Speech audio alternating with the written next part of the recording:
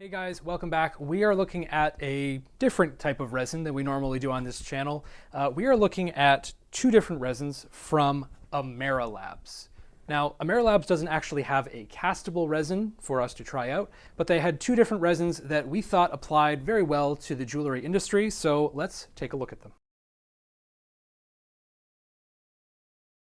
So let's take a look first at this one right here. This is called TGM-7. And just a quick little note, A+ on the unboxing experience, Ameralabs. I really enjoy this box. It's the perfect size. I love the bottles. I've never seen another company with this type of bottle. The lids in particular are excellent. There's very little leakage and drips and things like that. The resin itself does not smell very much. And I've also washed the bottles, by the way. There's like a little leak seal on the top of the caps. These are just A+ premium bottles, and I love them, and thank you so much, Ameralabs, for putting that extra effort in, because I feel like the bottle is often overlooked. So Ameralabs TGM-7 is specifically designed for printing miniatures, which is great news for a lot of you out there who are doing resin 3D printing. But on a more jeweler note, the thing that I like the most about it, which is actually one of the big features that makes it great for minis as well, it has a great breaking point. Now on this miniature here that I made of myself as a Funko Pop, I have my little glasses, which I don't often wear on camera just because glare, things like that. You can see the little frames, and they are very, very thin, just like you might have on some of these other little characters here. They've got little weapons and the tails and wings and things like that stick out. Usually they're not exactly very strong. With TGM-7, it is specifically designed to be very flexible on those type of details, so that if you drop them, they don't just break, which is definitely a problem when it comes to miniatures, because you don't want to keep printing this stuff over and over again. And the part that makes it great for the miniatures, where it doesn't have little parts break off, it works really well for prongs, because when you're trying to show off the thing that you've just designed for your client and you put it on their finger and maybe it's just a little bit too small or something, it has that little bit of flex and it's not going to break off. You could probably try to fit a stone in there. It's got a little bit of flexibility. Again, the prongs won't break. The color is particularly nice as well, that nice matte gray finish, and the details they pop like crazy. It's also really easy to paint, which isn't really a jewelry thing, but worth mentioning anyway. So all of that explanation said, things that you're looking for, I feel like Ameralabs works really well. It fits into that niche perfectly. Coming in at about $89 for a 1 kilogram bottle, you get this great bottle and their unboxing experience. There are tons of printing profiles ready to go for multiple machines. Ameralabs is really, really proactive in creating print profiles for multiple 3D printers.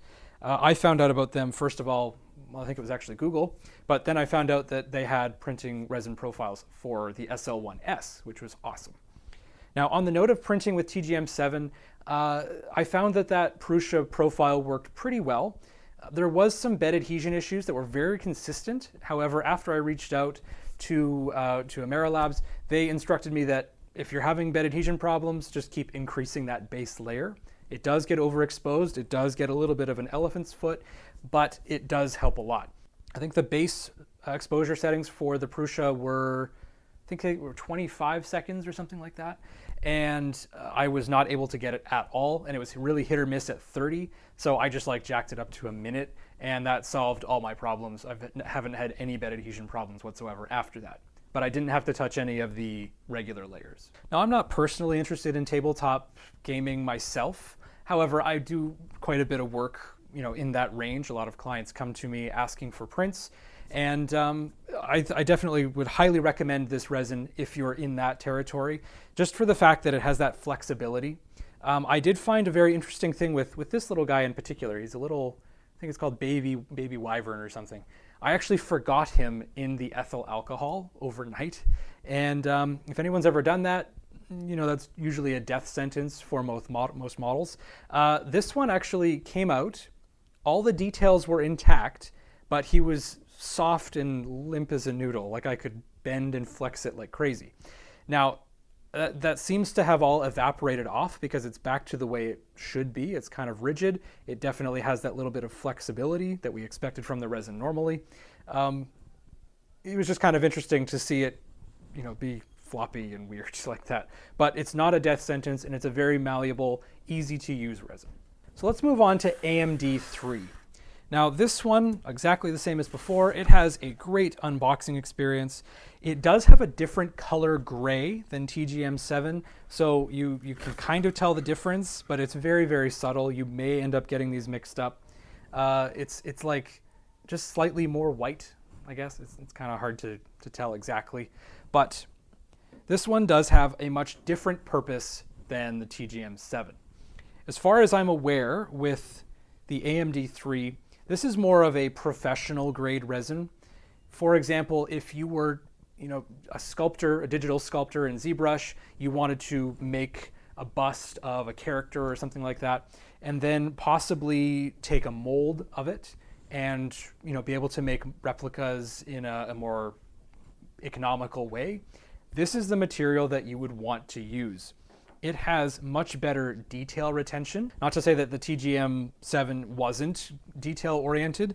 This one just excels at it even more. AMD-3 is a little bit more brittle. It doesn't have that same kind of flexibility, so you definitely want to get it right the first time, but I believe that is one of the big factors for how it gets that detail retention. And much like the TGM-7, AMD-3 had a Prusa print profile at 0.05 mil, and it was actually set to be faster than the other, but I found this one, that profile was not very well done, in my opinion, or at least on my machine. I'm sure there's going to be some variability between machines. I had to basically double the normal layer height to get successful prints at all, and much like the TGM-7, I had to jack that base exposure time up from, I think it was even lower. I think it was at 20 seconds compared to 25, up to about a minute, and then I had no more bed adhesion problem. Now, as mentioned, this one is more of a professional grade one. Now, the reason why it's professional grade is because it is actually Rtv safe, which is a really big deal because if you're aware of some other companies that are trying to sell Rtv safe resin for jewelry, power resin, they charge about $300 a bottle, and you don't have to pay that when it comes to this stuff. You're going to get great results, easy printing, really fast. Everything's going to look great, and it does work. So I have done a little sample puck of AMD-3, and I'm just going to peel off the corner here, and it has indeed hardened. There is no stickiness that you look for between the resins and the Rtv.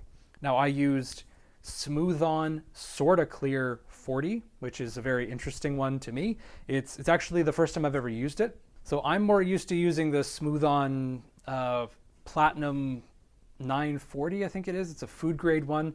And then for jewelry, I was using Freeman Jewel Sill, I believe is what it was called. Now, both of these, I'm pretty sure, are a platinum catalyst. There are tin versions as well. However, the platinum ones seem to be the better choice. I have had success and I have had failures on many different types of resin when it comes to Rtv, so definitely don't assume that just all resin is Rtv compatible.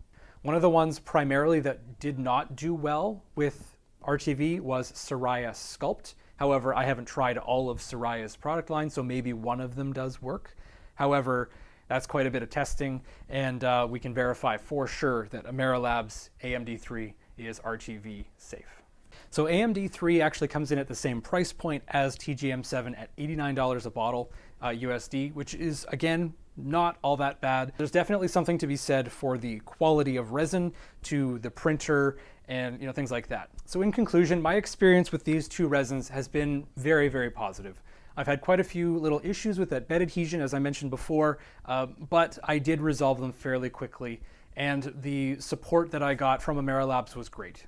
I would strongly recommend, if you're interested in model making, professional model making, you need to print a prototype to then take a mold of or whatever, then try AMD-3 for sure. If you're more into durable tabletop models, things that might see a little bit of wear and tear, that little bit of extra flexibility would help. definitely give TGM-7 a try. So full disclosure that this video has not been sponsored in any way. All of our opinions are our own. Ameralabs did send us these 2 bottles free of charge, but we were under no obligation to make a video. So if you're interested in checking out either, check out Ameralabs at the link below. As always, if you like this content, please like and subscribe. And if you need more one-on-one help, either maybe it's jewelry, how to mix RTV properly, you want to do frames, you want to just learn how to 3D model, it doesn't matter. Check out our membership program where you have access to me on a more one-on-one basis through Discord. You can feel free to email us, leave comments below, reach out to us on socials, and we will definitely try to help you out as much as we can. So that's all for this video. Thank you very much for watching. I will see you guys in the next one.